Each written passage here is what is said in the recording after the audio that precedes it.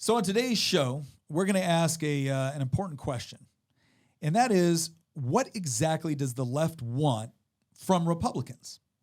Because I've seen some pretty interesting tweets coming out, not from some far left-wing bomb thrower, but essentially accusing the Republican Party of being a horrible terrorist organization, or perhaps even worse. And the fact that a former director of the CIA concurred with these comments really, well, let's just say, irritated me, both as a veteran and as a sitting Republican. And so what we're going to do today is we're going to go over what actually defines what the left considers to be an acceptable Republican.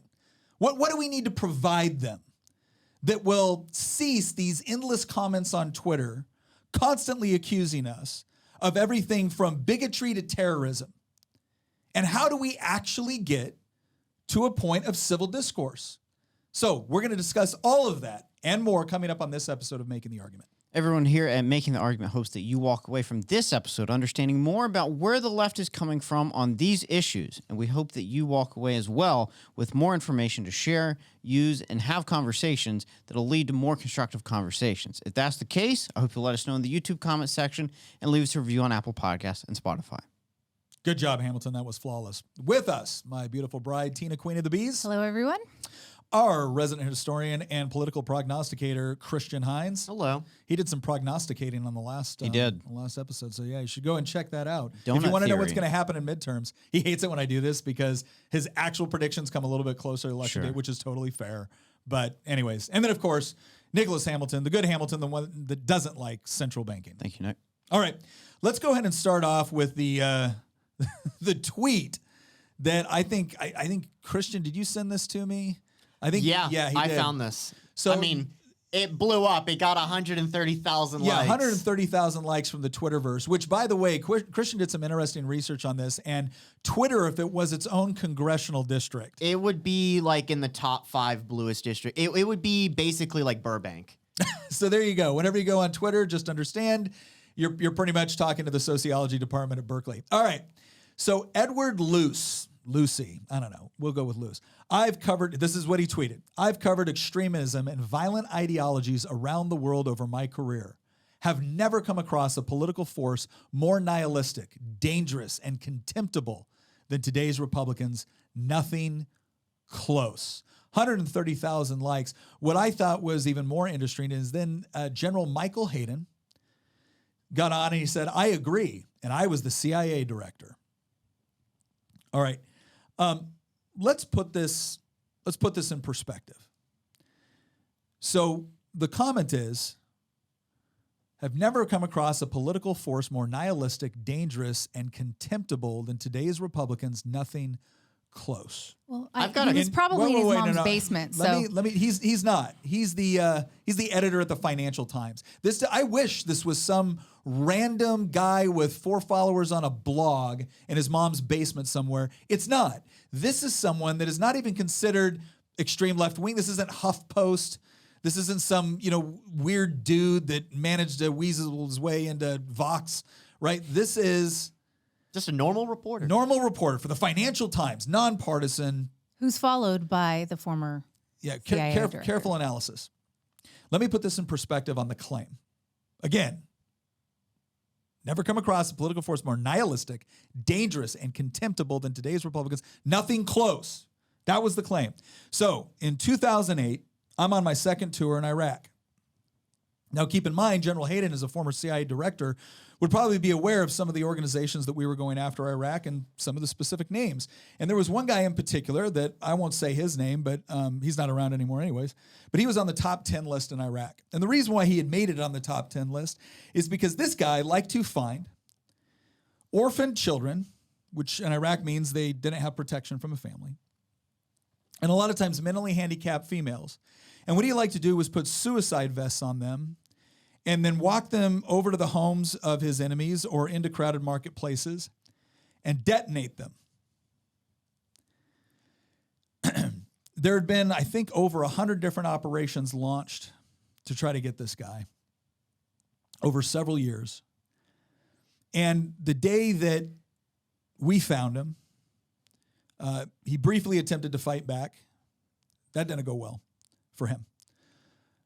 But when we had to bring him back into town, the entire village that had been terrorized by this guy for years came out and were celebratory, because what this meant was, at least for a little while, their children were safe from the prospect of being blown up. Those were some of the people that we were hunting. I mean, regardless of what you feel about Iraq, Afghanistan, the wars, the national defense, regardless, there were moments like that where you felt like we did something good here. And I'm not relishing in the idea of killing anyone. It was more about stopping the atrocities that were happening to these people who were innocent. And that story could be repeated across a lot of different operational environments by a lot of people that did far more than I ever did. And General Hayden specifically, I mean, Luce might be just some idiot that apparently hides in a hole or does all of his research from the safety and under the blanket of protection provided by people far braver than himself. But Hayden should at least know better on some level. So to agree with this statement, when guys like Hayden were providing the intelligence that we were all going off of, we were putting on uniforms, going overseas. And by the way, anyone want to do a quick hand count within the special operations community, what you're probably going to find is a lot of guys that are a little bit more right of center. I'm not going to say Republican. I'm just going to say generally it's more of a conservative crew. The guys like General Hayden, this desk jockey, are depending on to go out there and actually hunt down the bad guys that his organization finds. Because Mike ain't doing it. And then come back and say that if you're associated with the Republican Party now, you now represent a political force more nihilistic, dangerous, and contemptible, and that nothing else he's seen is close? Well, damn, General, how far away were you from the actual fighting? How far away were you from the actual consequences of what were going on in some of these villages and what was happening to some of these people? Again, you don't got to like the war. You don't got to like U.S. national policy. You can do whatever you want. But don't you for 1 second sit there and try to use your credentials in that office to tell me that a member of the Republican Party now represents something worse than an organization that openly cheered people putting S-vests on children and blowing them up in order to achieve a political outcome. How dare you? I don't care what you did before you made that comment. You should be dead to everyone that put on a uniform and went over there and risked themselves to be able to catch the guys you were targeting. So,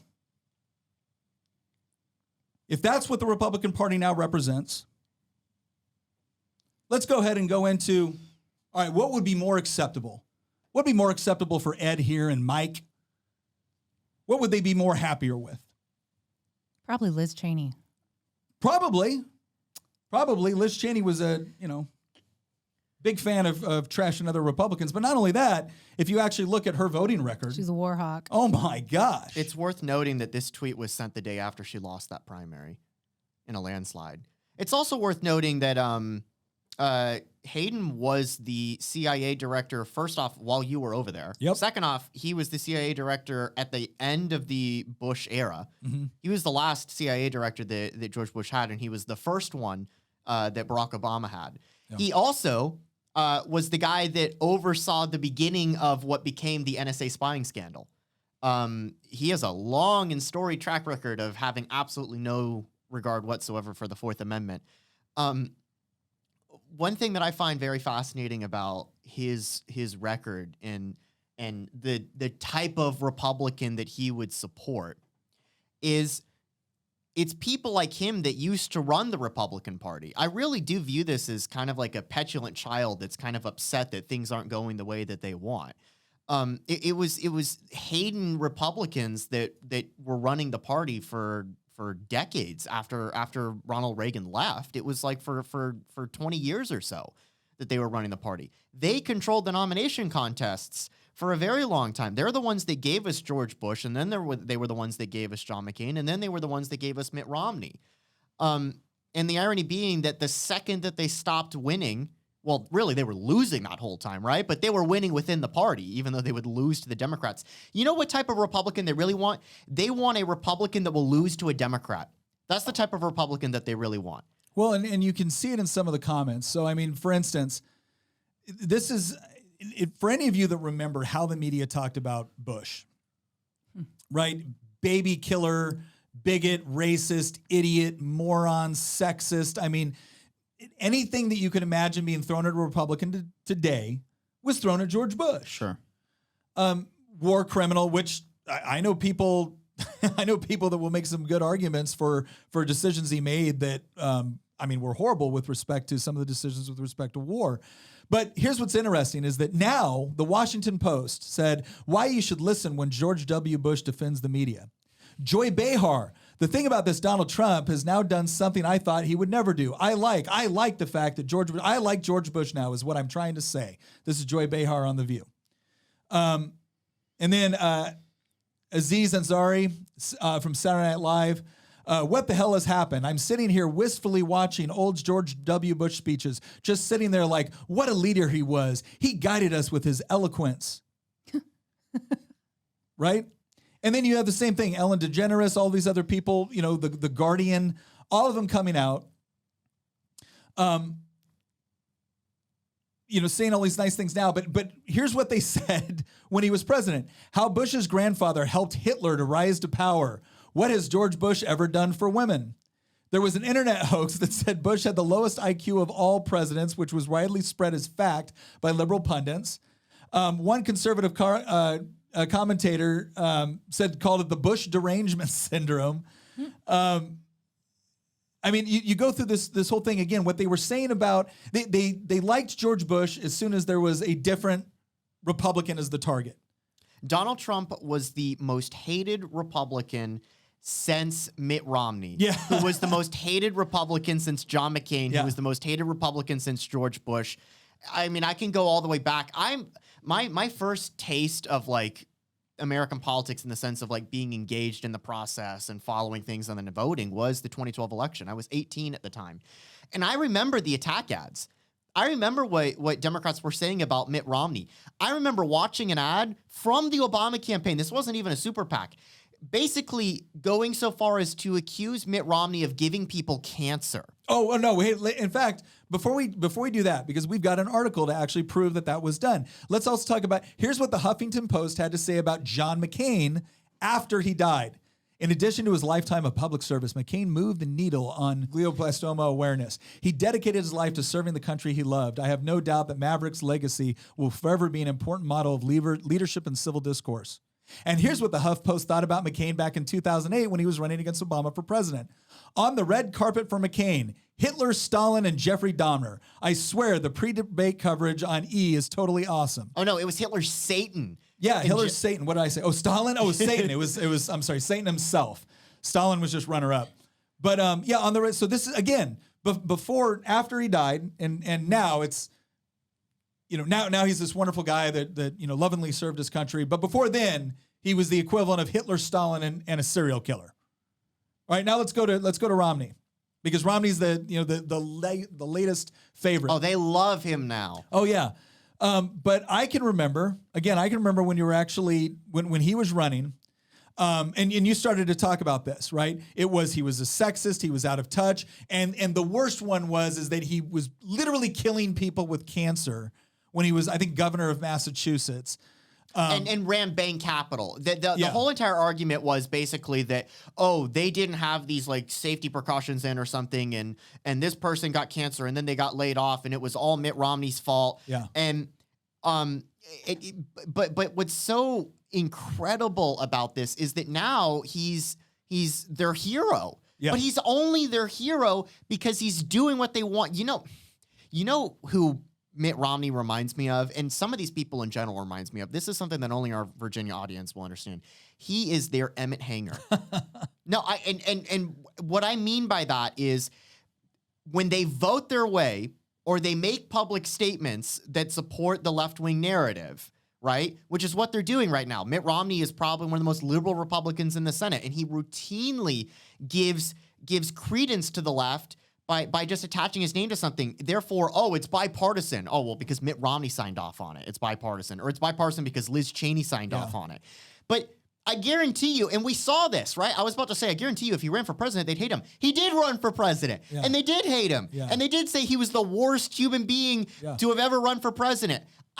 And I'm now old enough. At the time, I was like stunned in 2012. I was like, why are they saying this stuff about Mitt Romney? The guy is like the most bland milquetoast person ever.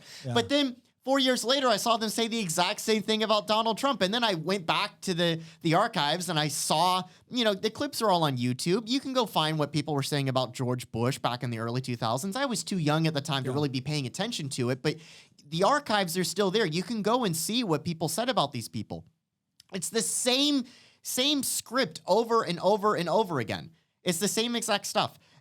It doesn't matter who the person is. And this is why I feel like the Republican Party base has just moved beyond people like Mitt Romney and John McCain and Liz Cheney, because they look at these people and say, well, with friends like these, who needs enemies? Well, and I think we've also recognized something else.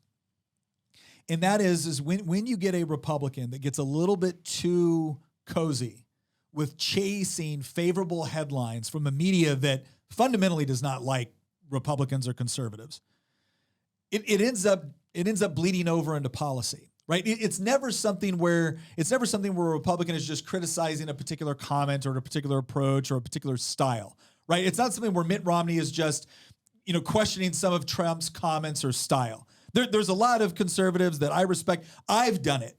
There are things that Trump has done in his past or said where I'm like, that's wrong. I don't agree with that. I won't, and I'm not going to sugarcoat that it's okay because I happen to agree with him on policy. But what we've noticed is that people that really make a career out of that, right? And that was one of McCain's things. McCain was a darling of the media because he was usually the first to, bash other Republicans. And Cheney and Romney were as well. And so many people thought that, oh, well, gosh, if McCain gets the nomination, at least we'll get a little bit of a break from the press. I remember when a member of the press was standing, I think it was Keith Olbermann at the time, who said that McCain needs to immediately suspend his campaign for president and get rid of all of these white supremacists within his campaign structure. McCain. John McCain. Here's a better example. Notice how, and the reason I brought up the Emmett Hanger example was because of Medicaid expansion, right? Yeah. He was like the Republican that pushed that through, and he got tons of praise. Oh, yeah. In the press and the media. But I guarantee you, if he was the Republican nominee for governor instead of Glenn Youngkin, they would have crucified him just like they tried to do Glenn Youngkin. But that's because it's not because of how they vote that makes them like them. They actually only like Republicans who criticize whatever Republican is in power. Or vote the way that the left wants on that issue. But the second that you're not doing, and here's what I meant by that. So somebody like Liz Cheney or John McCain or Mitt Romney, when they vote with the left on something, or when they attack a Republican, or they provide some firepower to the left to attack other Republicans, suddenly they're a hero, they're a maverick, they're a patriot, they're putting country above party. It's a fair weather ally. But the second Joe Manchin or Kyrsten Sinema does the exact same thing from the left and breaks with the Democratic Party, torpedoes a giant, multi-trillion-dollar omnibus bill, or votes for a conservative nominee for the Supreme Court, suddenly they're a radical. They're a traitor to the like. Notice how the press treats Mitt Romney versus how they treat Sinema or Manchin. And it goes back to something that I think you have said before about how there's an inverse relationship between how much you agree with somebody and how they get treated.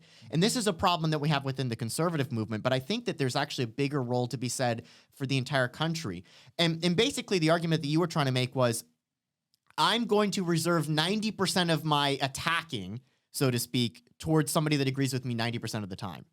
And I'm only going to attack somebody 10% of the time who only agrees with me 10% of the time, which is why you get a situation where some of our most conservative people get just the worst flack. Like, look at how somebody like Rand Paul gets treated in the conservative movement, or how Thomas Massie does. And they're like the two most conservative members in the entire Congress. And likewise, look, and there's things about her that I like, but let's be honest, she is still a Democrat. Somebody like Tulsi Gabbard gets this darling treatment from the right, because it's kind of viewed as she's a convert, right? And so we treat her. It's the seeker-friendly version of politics. And again, that's not to say that like I hate Tulsi Gabbard. She's fine. It's the Joe Lieberman effect. But like now apply that to the that's just like within the Republican Party or the conservative movement. But now apply that to the national spectrum. Look at how the media treats somebody like Sinema or Manchin, who's ultimately still vote with them 90% of the time. They treat them like a traitor. And then look at how they treat somebody like Mitt Romney, who, at the end of the day, Mitt Romney still probably votes more conservative than those two, but he's a Republican, and so we're gonna treat him a little bit better than those two until he becomes a threat, and then we're gonna destroy him. The treatment within the press is designed not to report on a particular incident. It is designed to encourage or discourage certain behaviors. Yes. And so you're absolutely, that's a really good observation that, again, when Romney goes against Republicans, he's a hero, he's a maverick, he's going against the grain, he's voting his conscience. When Joe Manchin or Kristen Sinema do that, they've been bought off, or they're cowards, or they're, because again, it's not about the individual action of standing up to, your party or whatnot. It is about the press having a preference. A preference with respect to the policy outcome, and then conditioning the reporting around that. But ultimately, again, what I think this really comes down to is, I just listed off 3 prominent Republicans, all 3 of them presidential candidates, one of them actually president for 2 terms. And now they're all wonderful people in the left's vision, but they weren't at the time. And if they were to run again tomorrow, they would all become racist, bigoted, sexist, homophobes. Because they only like them. I'm going to say this one more time. The only reason they like some of these Republicans is because some of these Republicans are willing to sit there and criticize the current Republicans in office. If Donald Trump is in office and George Bush is criticizing Donald Trump, they love him. And the one thing I want to point out is that here within each party structure, it's totally understandable that the Republicans would love it when Tulsi Gabbard is criticizing Biden. And it's totally understandable that the Democrats would love it when Romney is criticizing those sitting Republicans. What's not understandable is now the right does not have the media carrying water for them in this way. So the media basically responds as the core of the Democratic Party. So the difference between, it's totally understandable when the parties do this. Yeah, sure. It's not understandable when the press does it on behalf of a party. One of the parties. And it only does it on behalf of one side. Nick, why is it politically expedient for the left to fall in love with Mitt Romney or support him in these situations? Well, I think Tina pointed something out, because the left is not in love with Lisa Murkowski, or Susan Collins, or even some other, Jeff Flake when he was in the Senate. They weren't as in love with those guys who would still, especially like Susan Collins. Susan Collins will oftentimes, she barely votes with the Republicans more than she's one of the most liberal senators. But you know why they don't like her? I'm about to get to that. I want to hear what you have to say, because it might be different from me. It's 2 things. One reason why they don't like her is because they know she's in a district that they think they could win, right? And so they want her to lose. But the reason I think is what Tina pointed out, is that Susan Collins might vote more with the Democrats, but she's not as vocal about coming out and criticizing and condemning Republicans in the same way that like John McCain or Mitt Romney are. Sure. Or she'll criticize she does this. In fact, the left actually mocks her for this. I remember during the Trump presidency, he would say or do something, and she would put out a statement being like, I don't agree with this action. But very rarely would you see Susan Collins, and this is not me defending Susan Collins. No, yeah. But like very rarely would you see Susan Collins attack Trump, Yeah. you would see her usually attack his behavior or his actions or something that he said, but very rarely would it be a personal type of attack. Yeah. And then the left would actually mock her for that and say, "Oh, here comes Susan Collins with another 'I'm very concerned' Yeah, statement." because they need to visibly see the disdain. Yeah. They want Republicans who are sickened by other Republicans. I think that you kind of glossed, you did mention it, but I think you kind of glossed over, I think, a much bigger reason why they're less inclined to give somebody like Susan Collins a break is because they think they can beat her. Yeah. They almost did. They thought that they had beaten her in 2020, and she ended up pulling off a massive upset win in Maine. Well, but also if you look at like Mitt Romney in like Utah, right? They're not going to replace Mitt Romney with Elizabeth Warren in Utah, right? So they've got to co-opt as much as they can. So that's a huge victory for them because they could have another Mike Lee in Utah. Yeah. They don't want that. I think it works both ways, and Republicans or liberty-minded individuals get excited about Tulsi Gabbard because we see her as a vessel or an opportunity to pull more people who are on the left but maybe opening their eyes to more liberty ideas. So let's in keeping with the theme of the general podcast, I think Tina's right. We got to be intellectually honest. Both parties do this, yeah. right? The difference is that one party doesn't have 75% of the Right. media joining in on the process, right? And all of this is again, the common theme is what do Democrats, what are these people that are claiming that the Republican Party is now worse than ISIS? All right, what do they want? What do they expect then? Right? So okay, it's George Bush, who you called a racist, bigoted, homophobic, Stupid. yeah, stupid, whatever. Or okay, maybe it's John McCain, who you called a racist, sexist, homophobic bigot. You know what? No, I know who it is. It's Mitt Romney, who you called a racist, homophobic, sexist bigot. There is no, I'm sorry, the moment someone stands up to challenge, like they're an actual challenge, all of a sudden that's the line, that's the narrative, that's what they are. It doesn't matter. Yeah. But so let's get beyond this. Let's get beyond individual Republicans. Let's say that maybe the real issue here, maybe the thing that's a differentiating factor, maybe the Democrats come back and say, well, yeah, but Nick, that was all pre-Trump. We're living in a post-Trump world now. And now our biggest concern is things like election integrity and protecting our democracy. Okay, well, let's consider that. What did, just out of curiosity, so Trump gets elected in 2016. And obviously in 2020, a lot of discussion about election fraud, a lot of discussion about elections being stolen. And this was the first time that really happened in American politics. Oh, wait, no, it wasn't. What happened? In fact, let's go to the next headline here. Oh, look at this. A challenge by interestingly enough, this is January 6th, 2017. A challenge by several House Democrats to Donald Trump's election on Friday collapsed when they failed to persuade a single Democrat senator to join their protest. The short-lived, doomed-from-the-start effort, spearheaded by Sheila Jackson Lee of Texas and Barbara Lee of California, came during a joint meeting of the House and Senate to certify Trump's Electoral College victory. So you had prominent Democratic members of the House that stepped forward to challenge the certification of the election results. Not to mention the fact that at the same time all of this was going on, right after Trump got elected, you had violent riots. I don't mean peaceful protests. You had people throwing Molotov cocktails and setting Smashing things on businesses. fire. nationwide. Right? But specifically in D.C. So the response to Donald Trump getting elected was for Democrats to challenge the certification of the election and for people to engage in violent protests and riots in Washington, D.C. Now, were those right-wing extremists? Nope. These were left-wing people that were conducting this. Again, Molotov cocktails, like setting stuff on fire. And not just in D.C., but there was, as Tina mentioned, Nationwide. all over the country.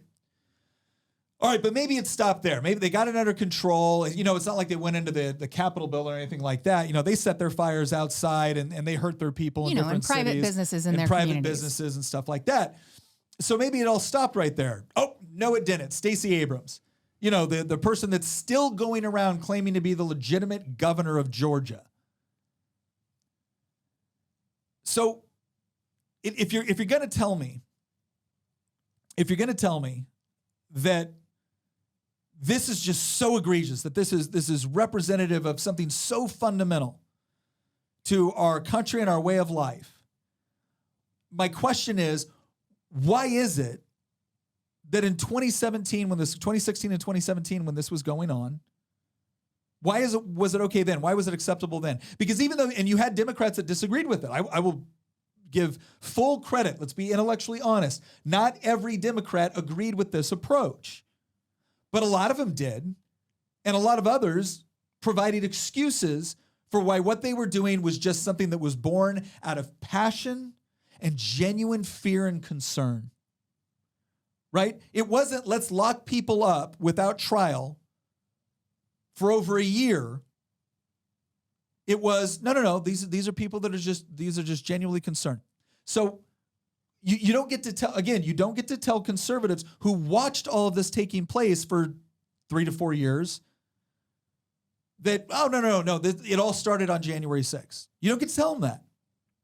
All right, let's move to the next one here. And that is, okay, well, maybe what this is really about is violence. Maybe they're willing to admit that, okay, we get it. You guys wanted to challenge the Electoral College, certifying the results. You guys, claim there was voter fraud. And yeah, we did the same thing in 2016. And yeah, we did the same thing about Russian intervention. And then we did multiple impeachment trials to try to prove that fact. And they did the same thing with Bush. And then we did the same thing with, Stacey Abrams and all that. So yeah, okay, maybe both sides have claimed that elections were stolen. But it's the violence, right? It's the going in and this going into the Capitol, this insurrection, right? That's something that is unique. And look, going into the Capitol and that thing, I came out on January 7th of that year and said, anybody who engaged in violence, vandalism, trespassing, you broke the law. You broke the law. You actually hurt whatever case you were trying to make. And it was wrong on a number of levels. And I'm not going to excuse that. I'm not going to excuse that because I wanted Trump to beat Biden in the election. You don't get to engage in that sort of behavior. But what I'm confused about is that the same people that are rightfully looking at that with indignation were saying back when it was, I don't know, go back one article. When it was Kamala Harris, who was then the vice presidential candidate, who was tweeting out and backing a bail fund that was freeing people that had been arrested for rioting. So these were people that went around, did tens of billions of dollars of damage to American cities all over the country, set things on fire, looted stores, made autonomous zones in cities and took over police stations. Kamala Harris was going on there and saying, like, here's a fund that you should all support in order to get him bailed out. Right? So this wasn't like, as much as you may consider Donald Trump's rhetoric in some way responsible for the reaction that took place on January 6th, he actually got up when it started to take place. Like when they actually started to storm the council, he actually got up, I think it was the next day, and condemned that. Kamala Harris was saying, here's a fund to help bail these people out of jail. But let's go to this next one. Because maybe now what you're saying is, well, Nick, that's different. She was saying that some people could have been wrongly arrested. And so she wanted to provide legal aid. She wasn't telling people to break them out, legal aid. Okay. And it wasn't an insurrection, Nick. They were rioting. They were rioting for something they believed to be just.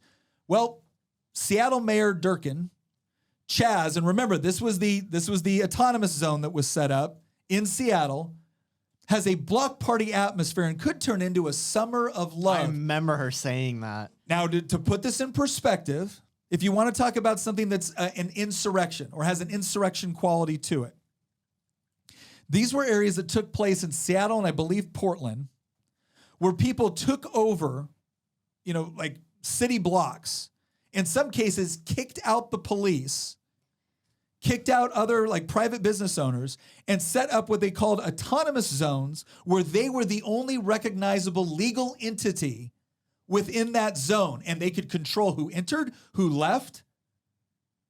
And what happened inside of it. People were murdered. People were sexually assaulted within this zone. And the police were not allowed to enter. And the mayor, the local authority, was like, you know what? It's a block party atmosphere. It's, seriously? Let's go to this last one, and we're going to play a little round of guess who said that and what were they talking about.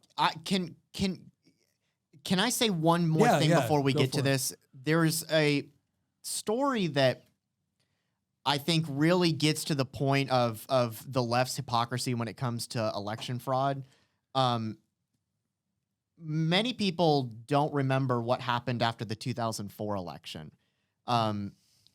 So when George Bush won Ohio, by the way, he won Ohio with 118,000 vote margin. Yeah. Just keep that in mind, because Georgia was decided by something like 16,000. Arizona was decided by something like 20,000. He won Ohio by over 100,000 votes. It was a 2-point margin. By Ohio standards back then, that was basically a landslide. Yeah. Nowadays, Ohio is much redder, but back then it was the swing state, right? And when the electoral votes came up to Congress after Bush won the election, Senator Barbara Boxer from California objected to certifying Ohio's 20 electoral votes, which had that passed Congress, John Kerry would have won the presidency because Ohio's electoral votes would have been thrown out, and therefore John Kerry would have won. And when she objected to certifying Ohio's electoral votes, there was 31, I believe there was 31 Democrats in the House of Representatives that voted with her to throw Ohio's electoral votes out of the counting block. And after that was over, John Kerry himself, like a couple years after the 2004 election, he sat down and he gave an interview to Rolling Stone, and he said, quote, and I'm going to read this off verbatim. He said, "The widespread irregularities make it impossible to know for certain that the Ohio outcome reflected the will of the voters." And then the head of the National Democratic Committee at the time, who was also, by the way, a presidential candidate who lost the nomination to John Kerry in the 2004 Democratic primaries, Howard Dean, he said, and this is, quote, verbatim, "I'm not confident that the election in Ohio was fairly decided. We know that there was substantial voter suppression and the machines were not reliable. It should not be a surprise that the Republicans are willing to do things that are unethical to manipulate elections. That's what we suspected has happened." That was the head of the Democratic Party.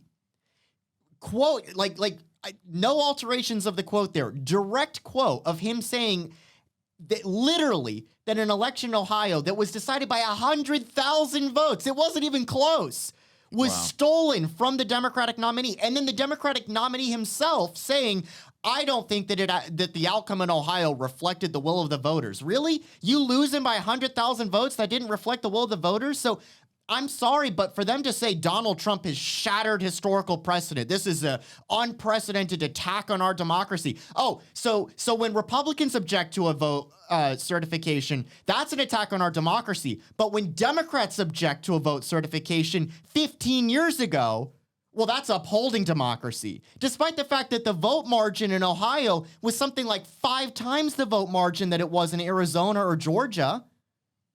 And so, just spare me the fake outrage. This is a consistent pattern because even the year before that, remember all the hanging chads in Florida with Bush? I remember that Gore sued so many times that it went all the way to Supreme. Everybody forgets this, that the narrative that they tell you now is the Supreme Court stepped in at the 11th hour and handed the vote to Bush. At no point in the recount process in Florida in 2000 did Bush trail Gore. At no point. They did something like 5 separate recounts because Gore kept asking for one and he was legally entitled to one after another. And then finally, he asked for a statewide manual hand recount. And at no point in this entire process did he ever take the lead against George Bush in Florida. And then finally, Bush fought back legally. Gore has asked for something like 5 recounts at this point, and they had granted every single one to him. And then Bush was like, it's like late December. At no point have you taken the lead against me in Florida. This is getting ridiculous. And so they fought each other legally until it got to the Supreme Court. And then the Supreme Court said, no more of this nonsense. Gore has already exhausted all of his legal appeals. And that's what gave it to Bush. But now the narrative is instead that, oh, it was the Republican Supreme Court that stepped in and stole the election from Gore.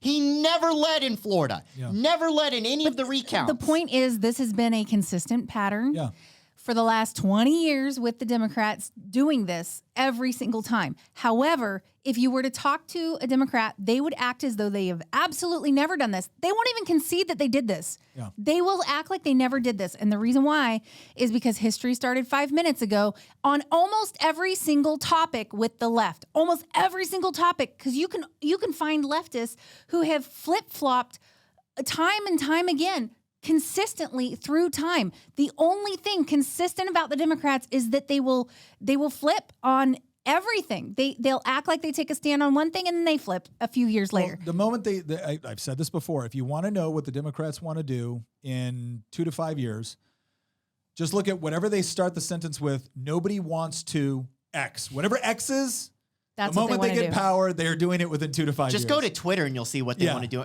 I'll end with this. I just want you to ask yourself, you in general, rhetorically, ask yourself what the Washington Post would publish if the head of the Republican National Committee said there was substantial voter suppression and the machines were not reliable about the 2020 election. Yeah.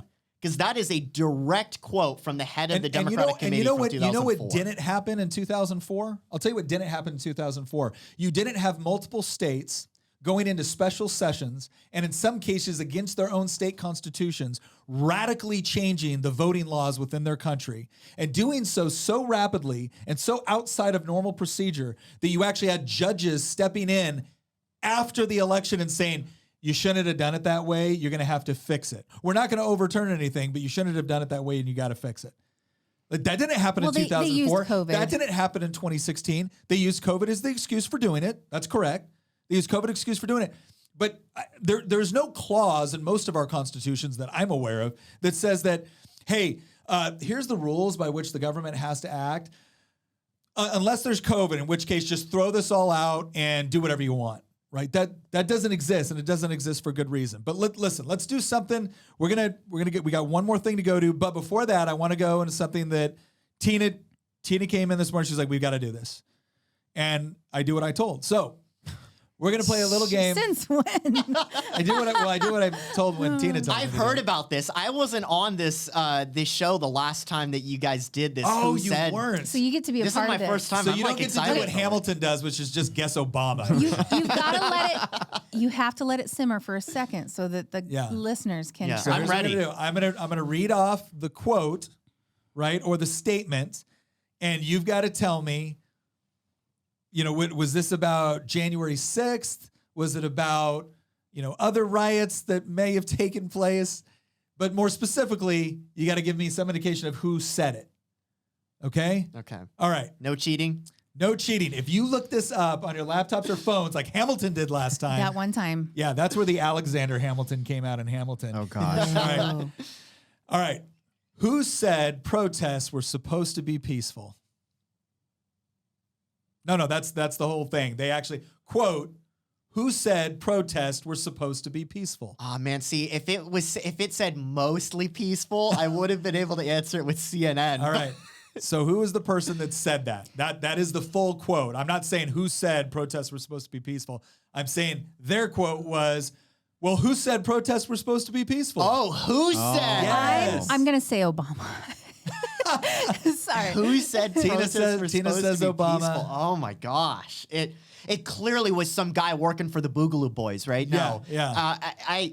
Oh man, that's got to be like some city mayor like Lori Lightfoot or something like that. Lori Lightfoot. Ooh, that might be a Barack Obama. Stacey Abrams. Chris Cuomo. Oh. CNN's Chris Cuomo showcased his ignorance of the First Amendment in June when dismissing the idea that militant protests sweeping the nation in the aftermath of George Floyd's death were illegal, where he said, please show me where it says protesters are supposed to be polite and peaceful. In fact, there was a really famous social media thing where this guy was eating dry top ramen and like a dirty T-shirt, and he played this quote, and then he goes, "It's right here in the Constitution, Mr. Cuomo." It was funny. All right, let's look at another one here. Let's find another one. Okay. Notice how All right. Which news agency described a protest? Maybe it was January 6th. Maybe it was something else. I don't know. But they described it as fiery, but mostly peaceful. Oh, okay. There we go. That's It's CNN. definitely not. It's not What January was it? You 6th. say CNN. CNN. Who do you CNN. say? I agree that I'll go with MSNBC. MSNBC? Just 'cause. CNN. CNN. It was CNN. Yes, I knew that one. Well, I knew it couldn't be January 6th. No. The funniest part They would was, never see that was mostly peaceful. this was actually on the chyron at the bottom of the screen, and you've got a reporter there, and he's sitting there, and he's explaining, he's got his mask in the background, literally on fire. It was like a store or something like that was just literally like all it says- completely up in flames. And then the chyron says, fiery, but mostly peaceful protests after police shooting. Oh my gosh. well, I mean, it's pretty peaceful to set fire to people's businesses in your community, right? Well, I guess so. That's, I mean, Notice according how- to CNN. Notice All how right, both so- of these things are from the media, and they're both from CNN. So here we go. Here's another one. Who said destroying property which can be replaced is not violence? AOC. AOC? Oh man, that's got to be like from one of the like. I'll tell you what. super I'm going to narrow this down a little bit. It was not an elected official, Oh, shoot. nor was it a member of the media, but it was a prominent leftist thinker. Wait. Someone that wants their particular brand of U.S. history to be taught in our Oh schools. really? So is it Ibram X. Kendi? Ibram X. Kendi? I don't have an answer. I'm going to go with Al Sharpton. Let's go with Al Sharpton. Well, he was. just for Well, I fun. guess technically he's not an elected official anymore. I'm gonna. Well, that I'm just sitting out told me on I was Cole wrong. Hannah Jones of Okay. the 1619. Okay, I knew it was one of those like. That's right. Destroying property which can be replaced is not violence. Does that mean destroying property that can't be replaced is violence? Like, how does this? You know what we should all do? Never. I'm not gonna say. I'm willing to bet. That Don't if incite violence on the I'm show. willing to bet that if somebody showed up to Nicole Hannah Jones' home and set it on fire, And She- said I you wa- could replace it. I'm willing to bet and said, well, no, you can replace this. This isn't violence. You Don't have worry insurance. about it. Remember the argument? You have insurance. Yeah. And then there's, of course, But, I CBS's mean, words Vladimir Duthler has replied, it's a great point. Thank you. BLM probably bought her a second house anyway. Here's what's funny to me. Just a little side note. Words are violence now to the left, but setting fire. But actual violence is Yes. not violent. Yeah. Setting fire to things is not violence. If you say something that I consider to be hurtful based off of something that I believe to be my core identity, that language is violence. Which means I but- can set your house on fire. But if I set the local guy's, gas station on fire, it's replaceable. That's replaceable. Yeah. Well, he had it coming anyway, right? Because he's a business owner. Okay, let's look at this. Okay, so the riots that were taking place. I'll give you this one. This is not about January 6th. But this person said, and let's not forget, if anyone is judging this, I'm not judging this. This is how this country was started. In Ooh. reference to the violent riots that were taking place. Oh, basically equating like the Tea Party and Yeah. stuff Well, like here, that. let me do it. Boston Tea Party. I'll put it this way. Our party was started because the Boston Tea Party, rioting. So do not get it twisted and think this is something that has never happened before and this is so terrible and these savages and all of that. This is how this country was started. Okay. Who said it? Before we say who said it, Yeah. here's why that's ridiculous Yeah. is because that tea was being forced onto them by the government. Yeah. And this was a demonstration against the government. And they specifically, Christian, you It was pointed out- they broke the locks on the ships and they replaced the locks because that was private property. Yeah. The only thing they destroyed was the government. By the way, and it's worth noting that the tea at the time was a state Yeah. monopoly. East India Right. Trading Company. The British government had granted a public monopoly Right. to the trade of this good, and that was the thing they were protesting against, was the fact that the government was destroying free markets. But Yeah. the point is that they were targeting just what they wanted to target, and Yeah. that would be that government entity, and they went out of their way not to target private citizens or to hurt anybody, yeah. or hurt anybody who was on the private side of things. Yeah. So that's why this is ridiculous, is because these people went and targeted their community, like shops and stuff, just completely destroyed things, burned things down. You know what's really ridiculous is the same person that said that thinks those people were all white supremacists. Yeah. Yeah. Like I'm sick and tired of people. You like remember a few years ago after Charlottesville when you had all these people on the left that were comparing the men that stormed Normandy to the original anti-fascists. Yeah.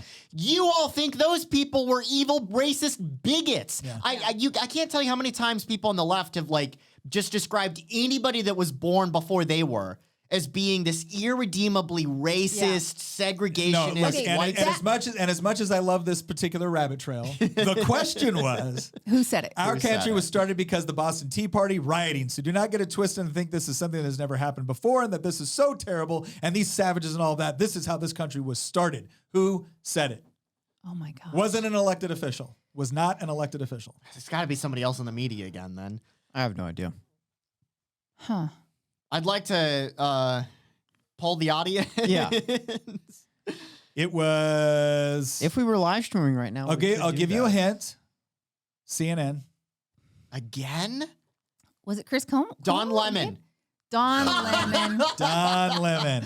Nice. Don Lemon, that expert on the American When we founding. start live streaming the podcast, folks are gonna love this. Yeah, I'm going to need to ask All right. for a Yeah. lifeline. Here we go. Wait a second.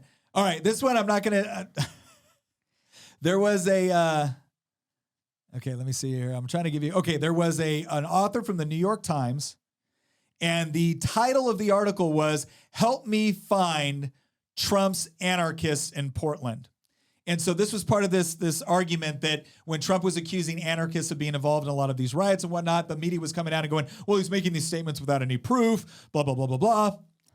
And then this author wrote this article, and then in the article says, "Okay, I'll fess up. Sure, there were anarchists and Antifa activists in the Portland protests, just as there were radiologists and electricians, lawyers, and mechanics." Right? So in the article, he validated exactly what Trump was saying, even though the headline of the article makes you think that, well, this is all just ridiculous. So who said that? Who said that? What author or what journalist from the New York Times said that? I can't remember any journalists that are left at the New York Times. Yeah, I It was no idea. Nick Kristof. I know him. Yeah. After the New York Times fired like half their editorial board because it's as Trump said, they're a failing newspaper. It's Well, we got other ones in here, like pick the best couple ones. I think we're done with this. We're done with this round. You guys failed. Yeah. Mayor of Seattle I got said. two of them. Mayor of Seattle said Seattle is fine. Don't be so afraid of democracy. This is when Chaz and all of them were like setting up down there, and they had violent riots, and like police chiefs were being told not to do anything. We got one more elected official. Okay, let me see here. This person was shrugged when asked about a militant mob tearing down the statue of legendary explorer Christopher Columbus in Baltimore in June 2020. This elected official shrugged and said, "People will do what they do." Federal official, federally elected official, member of People Congress. will do what they Yep. do. So this is an elected official. Elected official, member of Congress.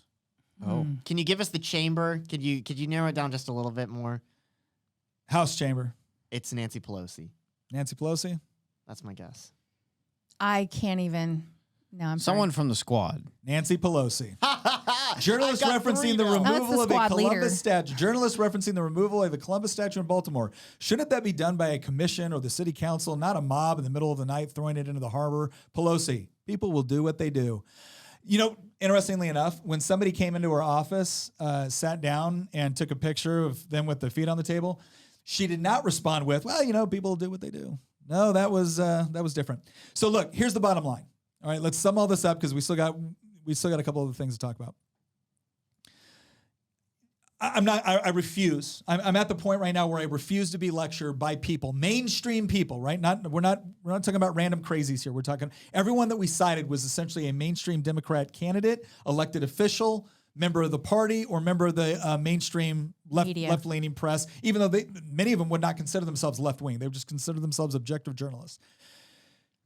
When it has come to everything from the candidates that they praised today, who they all called racist bigots yesterday, when it comes to excusing violence directed toward innocent people, right? I'm sorry that the person, in many cases, the person that came to this country, set up their small business, that watched it burn for something they had nothing to do with.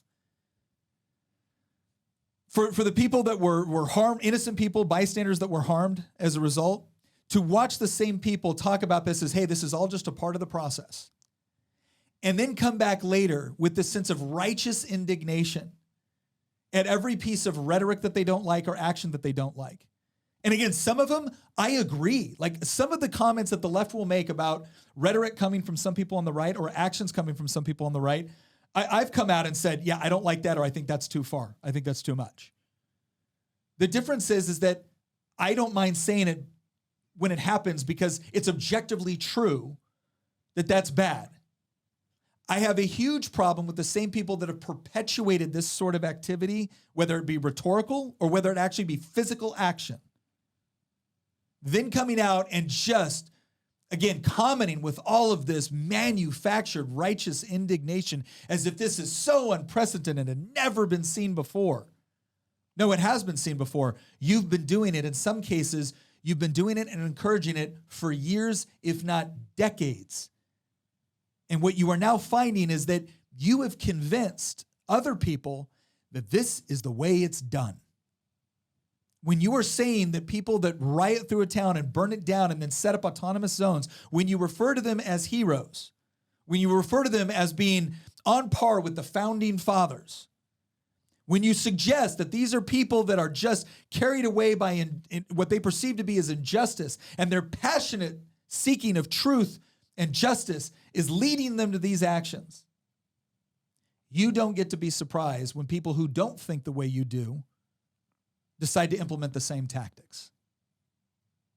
You don't. So here's my question. What do they really want from us? Right? Do you want discourse that's based off of logic and rationality and following the science? Is that what you want? Absolutely not. God forbid they allow us to follow any science whatsoever. That is not what they want. If that's what they wanted, then they wouldn't be fighting us so much. They wouldn't be censoring us every time that we bring up actual scientific fact. No, that's not what they want. That's never been what they want. What do they want? Well, and I would say clearly, because we also saw, and again, for anybody that's saying, well, that's just your impression, that's just your rendition. No, I remember a thing, we brought it up before on the show, of a flyer going up in the Smithsonian that listed the scientific method and rational linear thought as attributes of whiteness. And they did not mean that as a compliment to white people. They meant it as a pejorative, which is one insulting, because no, those are not attributes of whiteness. Those are just reflections of reality. And the idea that you would tell a minority that doesn't belong to you is inherently racist, in my opinion.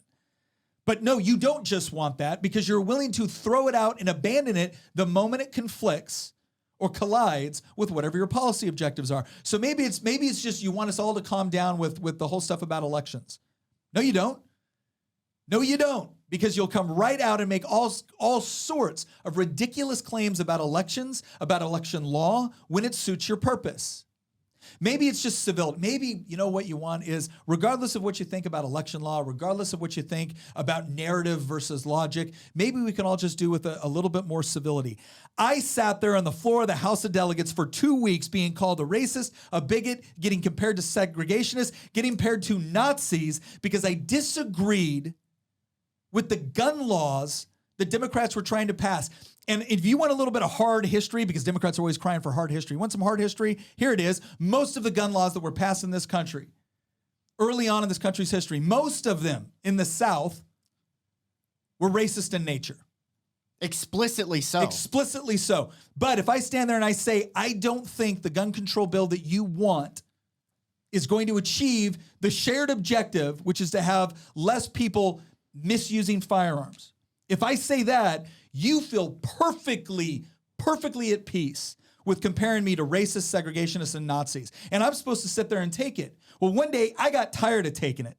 And so I got up and I actually gave what I thought was a fairly well-reasoned argument for why we see the issue differently. Yeah, and but for the next 2 to 3 days, I was lambasted by the other side of the aisle. When confronted with their hard history, you had a few leave in tears. In tears. They had to collect themselves. They had to call a recess in order to collect themselves and come back and say, I have never been thus offended. Yeah.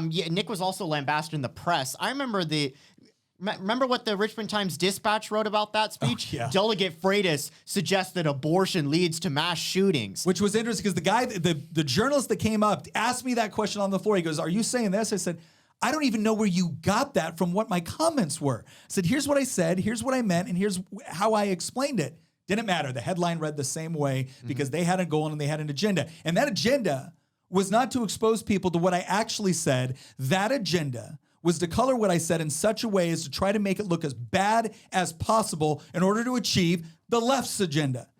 So as I look at all of this, like if you really want to get to discourse, if you really want to get to civility, that requires reciprocation. That is a two-way street. Now, I will never advocate doing evil in order to achieve a good. I don't believe that. It's I not do possible. not believe that the ends justify the means. So I will continue to hold my own side accountable when I think they're doing things that I don't agree with or that I think are wrong or untruthful. But this whole idea of every time that we bring out, because Tina, you brought this up earlier or yesterday when we were talking about this, the moment we talk about this, you know what? I guarantee you there's somebody on the left watching this going, well, that's a lot of whataboutism. Let me tell you the difference here. No, it's hypocrisy. If everything that you are accusing us of doing is something that I can point to you doing, and specifically, chronologically, doing first, then at some point I'm going to say, don't you think that X might have led to Y? Or X might have had something to do with Y taking place? And if your answer is, well, that's whataboutism, you have ignored an argument, you haven't made one. So, look, this is real simple. I like your conclusion that don't be surprised to see after the left has first claimed that elections were stolen, endorsed violence against their political enemies, have caricatured their political enemies as literally being fascists and Hitler. I can't tell you how many times I've been accused of being a fascist. And then no matter how many times I try to explain, fascism is actually state corporatism. Yeah. Which is not what I sport. Doesn't matter. I'm still a fascist because I've got an R next to my name, right? And those three things, right? The election stuff, the violent rioting, or just violence in general stuff, and then using extreme labels to describe somebody that disagrees with you. I'm sorry, but fascism, if everybody who disagrees with you is a fascist, then fascism has no meaning. Well, and those three things, when they do that, and then they turn around and they say, woe is me, how is the right doing this? You said it perfectly. Don't be surprised to see certain elements of the right. Thank God it's not everybody on the right, but don't be surprised to see some people on the right throw their hands up in the air and say, I'm not going to play by, those are the rules that we're going to play by. So be it. We'll play by those rules then. Yeah. So Nick, what is the answer? Is all of this just going to get progressively worse? I'll tell you what. I'll give you the bad news and then the good news. We'll end on the good news. The bad news is that Sam Harris is part of the New Atheist, but he's been someone that's, he's been on Ben Shapiro and he's talked a lot about this whole freedom of discourse and free speech and the idea that, look, regardless of how we feel about each other's political positions, we should still be able to sit down and come together and talk about them. And there's been this element within the left that has been kind of, Bill Maher has more and more been kind of taking this position of the idea that, look, we can go after each other, we can have hard races, we can do all of that, but we still have to be able to have discourse. Sure. Sam Harris got a lot of attention because he was recently on a podcast where he basically came out and said that the suppression of information with respect to Hunter Biden's laptop was worth it, and he doesn't care what happens because the bottom line is that needed to be suppressed in order to help Joe Biden win. Now, if you're going to start saying that your opponents are so bad that news stories should be officially suppressed And they now have evidence based off of another lawsuit with a doctor that was talking about COVID, where he actually made an argument and won that the White House was actively going and telling social media. So for all these people that were saying, well, if you don't like Twitter, get off it. It's a private company. Right. They now have evidence between conversations that the White House was actively encouraging social media platforms to shut down specific accounts. Wow. If you're willing to accept that sort of government-sponsored suppression of information in order to win, then yes, this is going to get progressively worse. Because you will once you have created a scenario, once you've created a situation where you have said, we are no longer going to allow for open dialogue, even with people that we vehemently disagree with, that we will use active government suppression, that we will champion some people who engage in violence-based political activism, provided that it's in line with what we believe are our objectives. If you're going to continue to do that, this is going to be progressively worse, because at some point, you're going to get enough people across all political spectrums that say, this is just the way it's done now. I don't want that to be the case. I have a great deal of respect for anyone that I can sit down with and have just an open and honest conversation. And we might completely disagree. But there's two factors here that are absolutely critical. One, you have to be able to say that I'm not going to assume your motives are evil unless you demonstrate to me that they are. Right? This whole idea that you should never question anyone's motives. No, when someone demonstrates to you they have bad motives, question them. But before that, if someone is willing to sit down and have a discussion and say, I want to better understand, then you should be willing to have that dialogue. And you should be willing to have that dialogue with a whole host of people that you might not agree with. The second component is this. We had better once again re-embrace this idea that not every problem or challenge that we face can be decided by Congress or the president or the attorney general or whoever it is, especially not at the federal level. If your solution to every problem is a mandated violence-backed solution from Washington, D.C., you are creating a recipe for disaster. Not because there aren't legitimate functions of the federal government, not because there aren't legitimate functions of even your state or your local governments. But we had better get used to, once again, re-engaging in a society where peaceful people can identify a problem, work on different solutions to the problem within the voluntary cooperation of civil society or the marketplace of ideas or the marketplace for goods and services.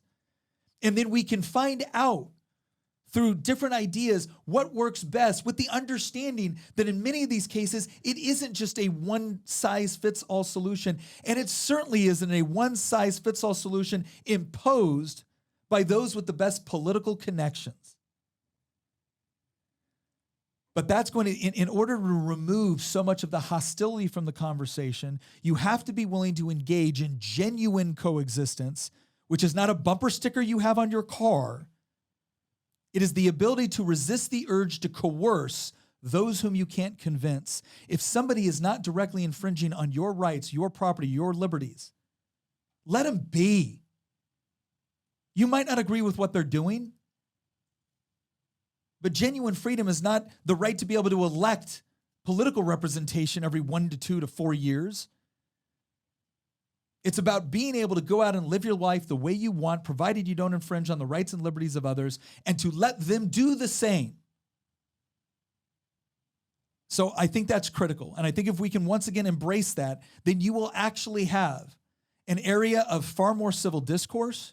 You will actually have a far more robust marketplace of both ideas and commerce, where different things can be tried. And if they fail because people don't like them, that they fail. But at the very least, we didn't choose violence as the first way to solve a problem, either through the sort of violent actions that we've seen both during the summer of 2020 and on January 6th, or violence delegated to a government body to impose your will on everybody else, to force them to live in a way that you think they should.